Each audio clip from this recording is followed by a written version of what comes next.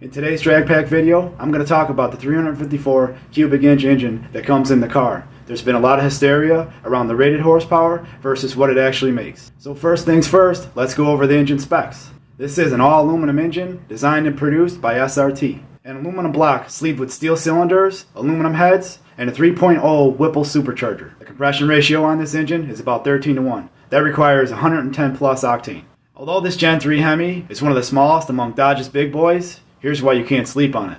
The smaller cubic inch means more RPMs, 10,000 to be exact.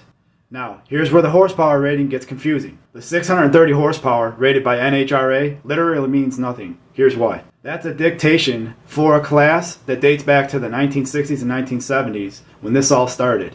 It's basically a claimer rule, saying that your car basically couldn't exceed such and such horsepower. So nowadays, that horsepower rule is basically a starting point for these cars in the super stock class, super stock showdown, whatever you want to call it. Now the actual horsepower that this engine puts out from the factory is just over 1300.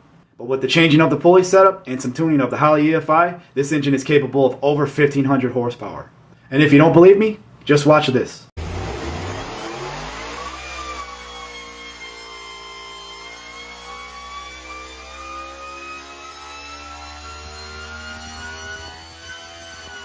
Now if you're a gearhead, just like me, that 11 seconds of mesmerizing mechanical beauty was music to your ears. Snorting gas and going fast.